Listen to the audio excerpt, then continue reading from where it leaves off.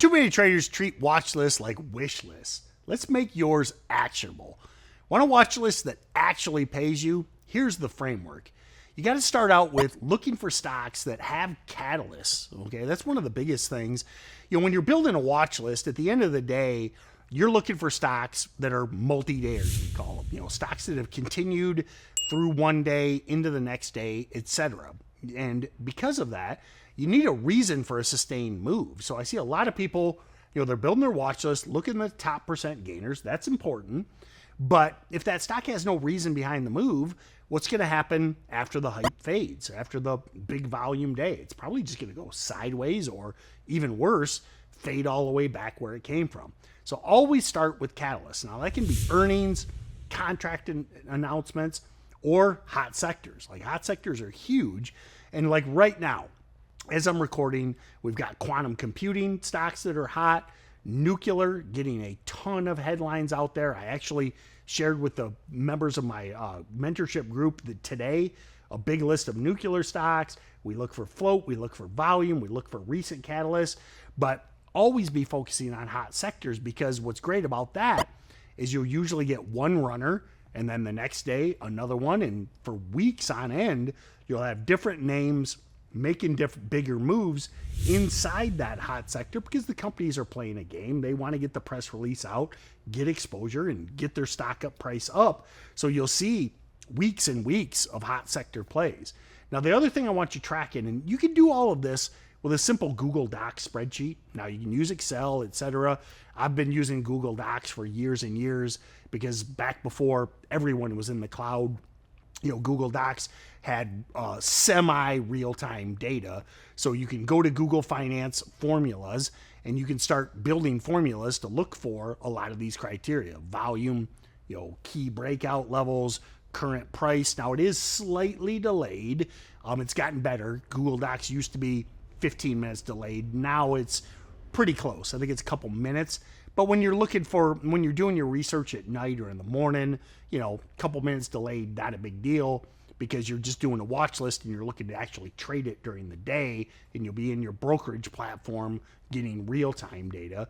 But by doing that, you can build different sector watch lists. I have nuclear, I have quantum, I have AI, I have electric vehicles, crypto-related stocks. I still have a weed stock watch list from 10 years ago. If weed stocks ever come back, probably not, but they might. But you can build these individual watch lists, so when the sectors start heating up, you don't have to go running a bunch of different scans trying to track them down. Now, the next thing is, when you've got that big list, how do you rank those top plays? I always start with volume. At the end of the day, we're talking short-term trading here. You always want to be focused on the highest, most liquid, most active plays. That doesn't mean you won't trade the ones down on the list, but especially if you want easy exits in and out, you don't want to have to worry about your position size. You always want to be focused on the most liquid. Then the other thing I like to do is, kind of sort them by float as well. Look at the lowest float and then cross-reference the volume, looking for float rotation. And there's a bunch of other again, back to Google Docs, you can add technical indicators as well. There's a lot of really easy ways to kind of winnow a bigger kind of macro idea down to the best plays. And then the next thing I like you to do is have a former runner watch list. Now, this watch list could be composed of any sector, but anytime there's a big gainer, 100%, 200, 300%, drop that in that list, put a date when it last ran, what the volume was. I mean, a lot of this really just goes back to tracking data. And I know no one wants to do it. It's kind of boring. It seems monotonous. But the more you do it, the more you'll start to kind of cement these in your brain.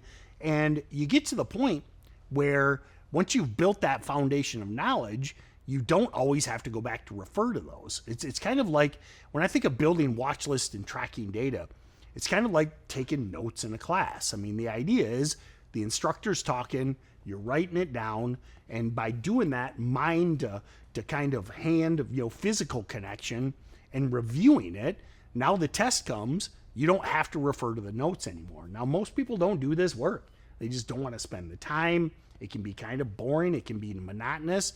But I think if you're really serious after mentoring, thousands of traders over the years, I can tell you that everyone that does it, they hate it at first, and then they eventually send me a message and they're like, Tim, I'm doing better, I'm more profitable, I feel more confident in my trading, and it all goes back to that data tracking, journaling, and really digging into the data to find your niche. Now, the other thing I love to do when it comes to those big gainers, the day oneers, the big spikers that might not have a catalyst or might not have a hot sector, is the rolling watch list.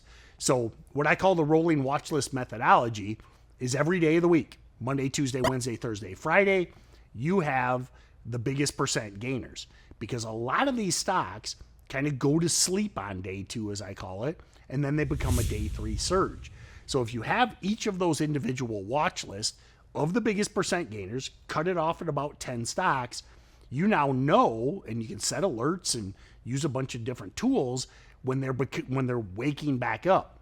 What I see a lot of people do, they see that big run, day 2, maybe even day 3, the volume kind of goes away and the stock tracks sideways, and they miss that big secondary move, which, especially if you're a part-time trader or you're really busy, I tell you, try and avoid those day oneers and focus on the multi-dayers, because you can actually prepare. Like a lot of you come in each day, there's 100 stocks gapping up. How do you pick?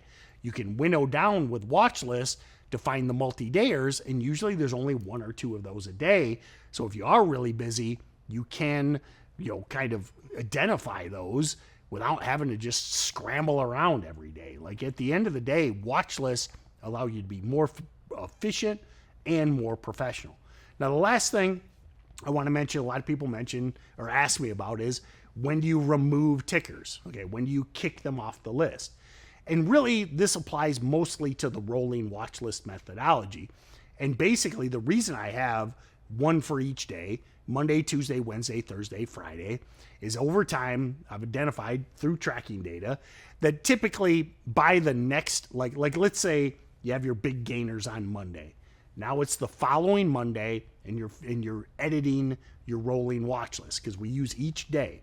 We only edit on the following day. So we edit Mondays on Monday, we edit Tuesday on the next Tuesday, Wednesday on the next Wednesday, and so on. So come Monday, the 5th day, the 5th trading day, the 7th calendar day, if that stock isn't holding near its highs, like it hasn't had that sustained move, it's given back the whole move, or it's dumped, that's when you kick it off. So what's great about this is each, like let's say it's next Monday and I'm editing last Monday's list. There's usually only going to be 1 or 2 survivors, as we call them, and I might have 7 stocks on that watch list. So I delete off those 5, I add in the day oneers, and I'm laser focused on those 1 or 2 have survived, because a lot of you know the standard penny stock life cycle. The standard penny stock life cycle is big spike day 1, sideways day 2, sell off day 3. But the occasional, and they're not many, but they're amazing trade opportunities. The ones that survive, that don't follow the penny stock life cycle, become epic trade opportunities, and you can be ready in advance. So you're not always running around with your hair on fire trying to figure out which big percent gainer to trade. So last thing I will end with, guys, is I mentioned it a couple times in the video. It's kind of boring. It's kind of monotonous. But I think if you think of any skill or any type of profession, the ones that really do well are the ones that burn the midnight oil, as they say. They're working when other people aren't. Like a lot of people only follow the markets when the market's open, and they struggle. They can't figure out why they're not succeeding. It's because they only want to be in the action. It's all that work and that time and that effort when you put outside of the market hours that can really delineate you from the people that struggle for years and years and years, and the people that pick it up much quicker. And it's just work at the end of the day. And I'm a big believer in work. Those of you that follow me, one of the things I'm most proud of is my work ethic. And I think it's what helps separates struggling traders from successful traders. It's not intelligence. It's not amount of money. It's really just work ethic and discipline. So if you want to pick up more tips on that, you really want to see daily work where we do this. We build watch lists together. We do the rolling watch list together. I do that every single day in the Daily Income Trader system. If you hit the link below, you'll get an invitation to a free webinar. It's just a tour of the system. You're not committing to anything. If you like what you see, you want to do that daily work, you can join me every trading day.